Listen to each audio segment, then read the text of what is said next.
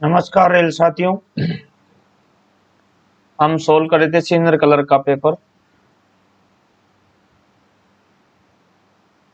दाऊद लोको workshop का, जो कि आपके 24 जुलाई 2019 को कंडक्ट हुआ था। उसमें हमने 27 तक सोल्व कर लिए थे।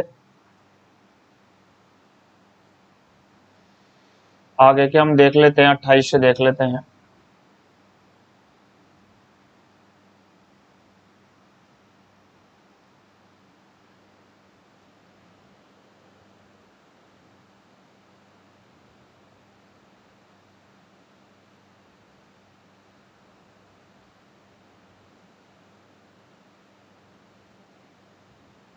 प्रश्न नंबर 28 है,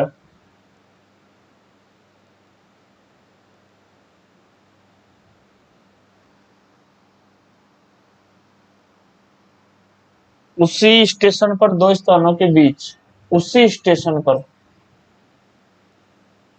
स्थानांतरण होने और आवास अनिवार्य रूप से बदलने पर निम्न राशि के बराबर संयुक्त स्थानांतरण अनुदान सीटीजी स्वीकार्य है। मूल वेतन का 100, मूल वेतन का 80, सीटीजी का 1/3 और सीटीजी का 50।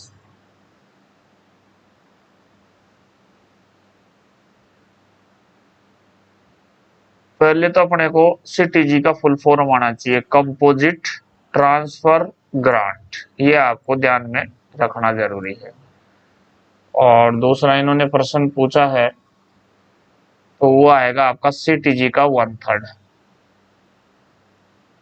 In case of transfer between two places within the same station involving actual charge of residence, ये composite transfer grant CTG composite transfer grant is allowed for an amount equal to 100% of basic pay, 80% of basic pay, 1/3 of the CTG, 50% होता है। यहाँ जो option C है वो आपका correct हो जाएगा।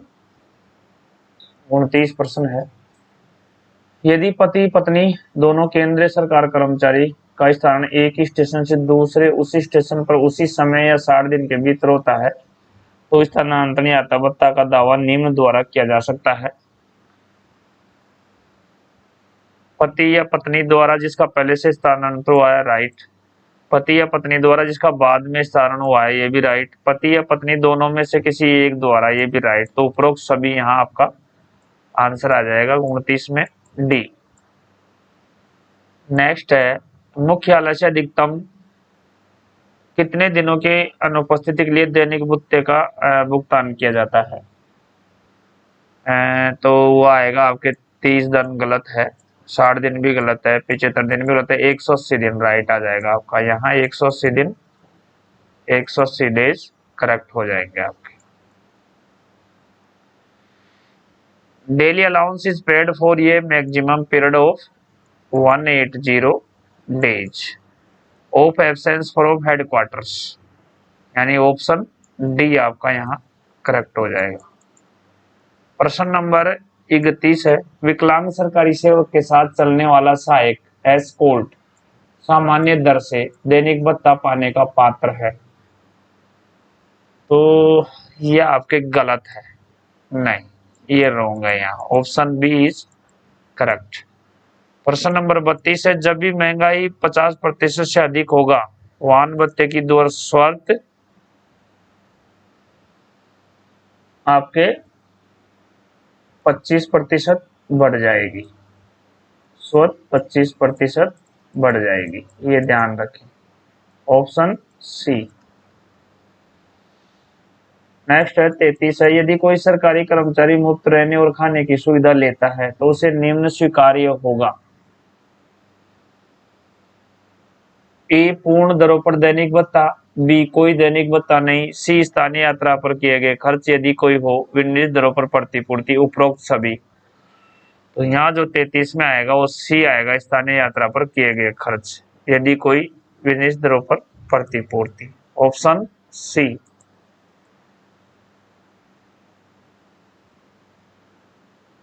If a government servant avails free boarding and lodging, he shall be allowed DA at full rates to number DA option C है reimbursement of expenditure incurred on local journey if any at specified rates। तो option C है जो यहाँ correct हो जाएगा। प्रश्न number 34 है, सरकारी कर्मचारी अधिकार के रूप में छुट्टी का दावा कर सकते हैं? नहीं, दावा नहीं कर सकते। ये प्रश्न आपने कई बार, छुट्टी के लिए कर्मचारी दावा नहीं कर सकता है, छुट्टी उसका अधिकार नहीं है। तो यहाँ पे जो आंसर है गलत हो जाएगा। आप छुट्टी के लिए दावा नहीं कर सकते हैं, ये ध्यान रखिएगा। छुट्टी आपका कोई अधिकार नहीं है। प्रश्न 35 है, जब कभी जनसेवा की आवश्यकता में ऐसा अपेक्षित हो, छुट्टी मंजूर करने वाला अधिकारी किसी भी तरह की छुट्टी को मना या निरस्त कर सकता है? बिल्कुल सही है, कर सकता है।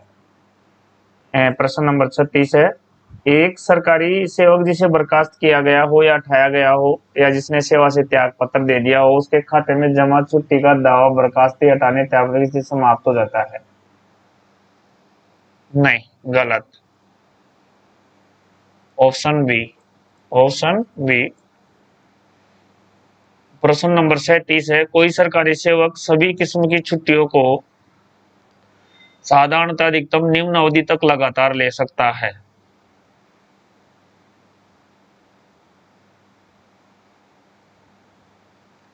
तो वो ले सकता है आपके 5 साल तक, 5 ईयर तक।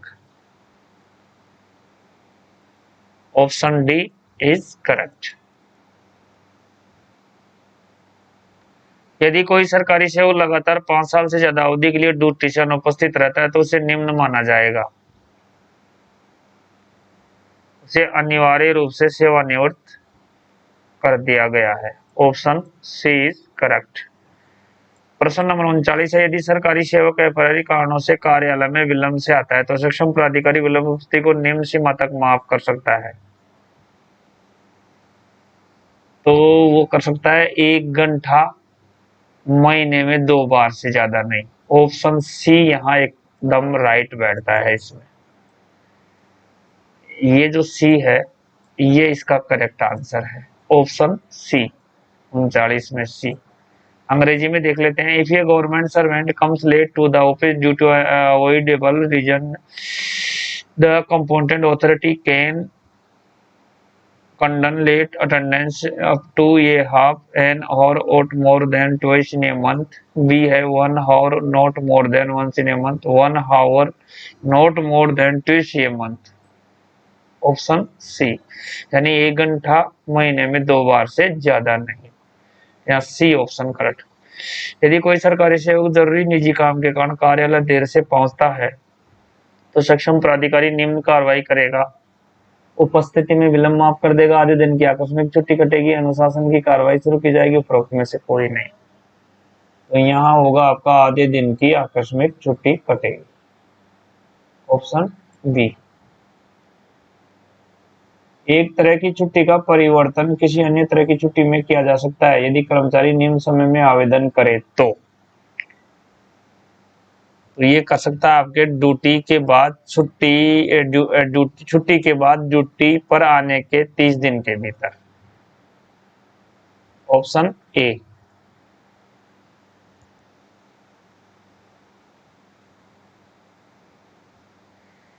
जिस अर्धवर्ष में नियुक्ति होती है सरकार सेवक की, उस अर्धवर्ष के संबंध में निम्न अर्जित छुट्टी जमा की जाती है। तो वो की जाती है आपकी उस अर्धवर्ष में प्रत्येक पूरे कैलेंडर माह के लिए 2.5 दिन। Option C. अर्जित छुट्टी के पहले या पीछे निम्न छुट्टी नहीं ली जा सकती, मातृत्व छुट्टी, आकस्मिक छुट्टी, अवकाश, असाधारण। यहाँ सी एल आ जाएगा आपका 43 में बी। प्रश्न नंबर 44 है, जब किसी सरकारी सेवक की किसी अर्धवर्ष में नियुक्ति होती है तो उस अर्धवर्ष के लिए अर्ध वेतन छुट्टी निम्न मात्रा खाते में जमा की जाएगी। 10 दिन, 15 दिन, उस अर्धवर्ष में सेवा के हर पूर्ण कैलेंडर माह के लिए 5/2 दिन, उस अर्ध सेवा में सेवा के हर पूर्ण कैलेंडर माह के लिए 5/3 दिन। तो ये डी यहाँ आपका राइट हो जाएगा। 44 में डी। जब कभी भी अर्धवर्ष में किसी अवधि की एक कार्य दिवस डाइज नॉन माना जाता है तो अगले अर्धवर्ष में अर्ध वेतन छुट्टी के अग्रिम जमा को निम्नानुसार घटा दिया जाएगा। डाइज नॉन का 1/10, डाइज नॉन का 1/12, डाइज नॉन का 1/15 और डाइज नॉन का 1/18। तो यहाँ आएगा डी ऑप्शन, डाइज नॉन का 1/18।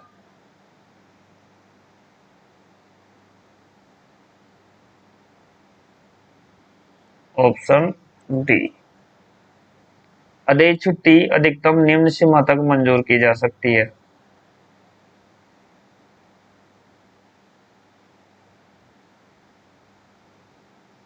अदेय छुट्टी, लीव नॉट ड्यू, LND। तो ये LND आपके मिलती है, आपके 360 दिन की मिलती है ये छुट्टी। लेकिन ये पूछा है यहाँ पे अधिकतम निम्न सीमा तक मंजूर की जा सकती है, तो कर्मचारी भविष्य में जितनी अर्ध वेतन छुट्टी कम कर सकता है उतनी। तो यहाँ जो आपका डी ऑप्शन है वो करेक्ट बैठेगा। अदेय छुट्टी सरकारी कर्मचारी को पूरे सेवा काल में अधिकतम 360 दिन की मिलती है, जो मैंने अभी आपको ऊपर बताया 360 डेज। ऑप्शन डी यहाँ करेक्ट है। प्रश्न नंबर 48, अपनी ड्यूटी का निर्वाह करते हुए किसी चोट या बीमारी के कारण अपंग होने पर कर्मचारी को विशेष अपंगता छुट्टी स्वीकार्य होगी। तो ये आपके बिल्कुल सही है। Option A is right answer. प्रश्न संख्या 49 है, प्रतिबंधित या गैर राजपत्रित अवकाश से तुरंत पहले या बाद में निम्न छुट्टी नहीं ली जा सकती। कौन सी नहीं ली जा सकती? तो ये आपके अर्जित छुट्टी नहीं ली जा सकती। ऑप्शन ए यानी earn leave and leave, option A. प्रश्न नंबर 50 है, मातृत्व छुट्टी महिला कर्मचारियों को स्वीकार्य है। तो यहाँ विवाहित को भी स्वीकार्य है, अविवाहित को भी स्वीकार्य है।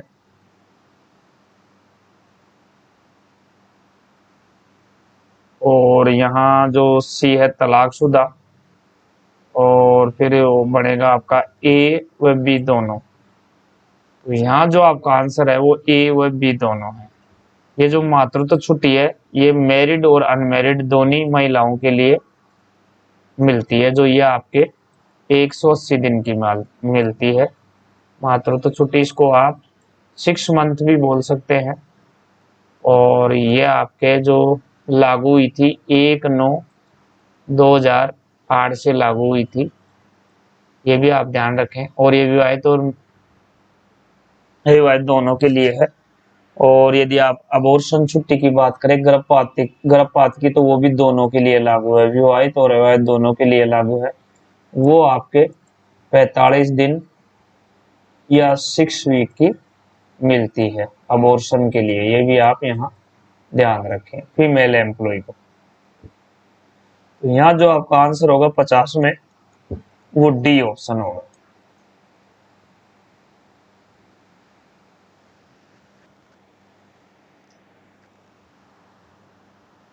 हिंदी शिक्षा योजना की हिंदी भाषा परीक्षा प्रबोध प्रणव प्राग उत्तीर्ण करने के लिए स्वीकार्य नगद पुरस्कार निम्न अंक प्राप्त करने पर दिया जाता है। तो ये 55% है।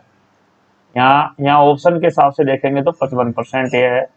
बाकी ये 70% पे भी मिलता है, 60% पे भी मिलता है, और लास्ट आपके 55% भी मिलता है। तो यहाँ ऑप्शन को देखते हुए अपन 55% चूज करेंगे, यानी option A is correct.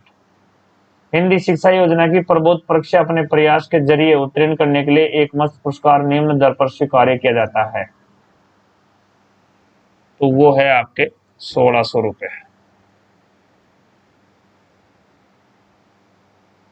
1600 Prabodh के लिए है, फिर आपके 2000 रुपये प्रवीण के लिए है, फिर आपके 2400 रुपये प्रज्ञा के लिए है। तो ये तीनों यहाँ ध्यान रखें।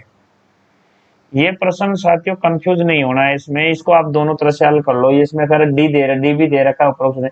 संविधान की 8वीं अनुसूची में सम्मिलित भाषा है, तो ये चारों सम्मिलित है। मैं आपको ये बता दूं, इसमें कंफ्यूज होने की जरूरत नहीं है। अगर यहाँ डी ऑप्शन में आता है उपरोक्त सभी, तो डी कर देते, लेकिन यहाँ किसी ने अंतिम लगाया पेन से।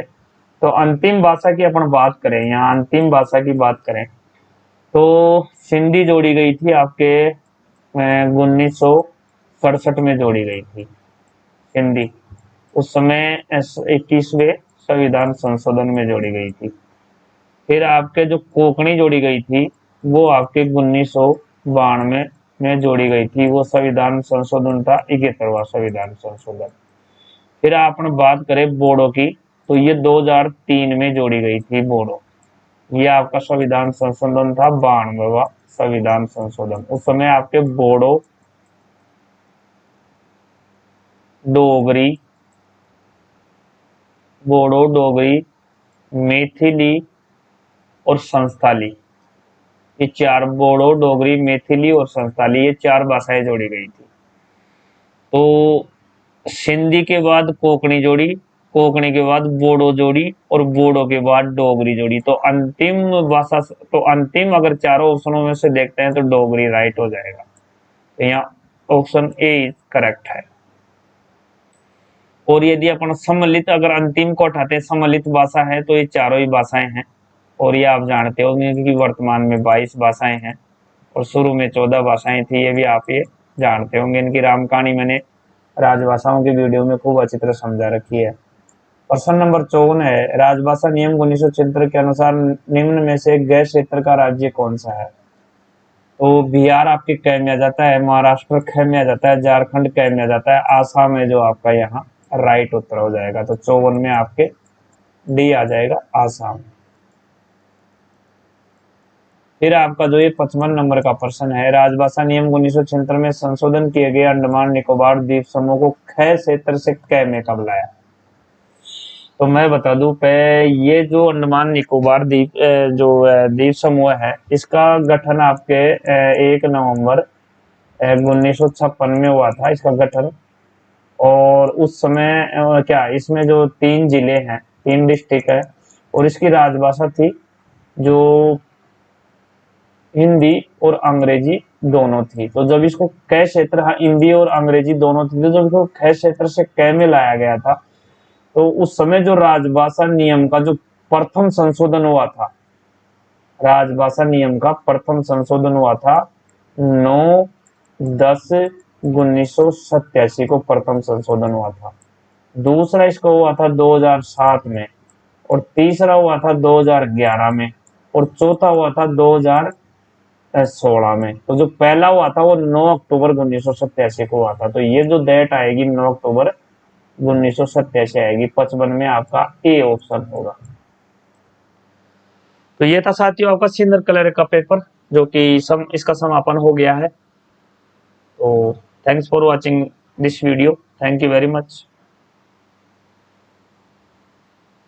हम फिर मिलेंगे एक नए वीडियो में नए पेपर के साथ। तब तक मुझे आज्ञा दीजिए। Thank you very much. Thanks for watching this video. जय हिंद, जय रेलवे।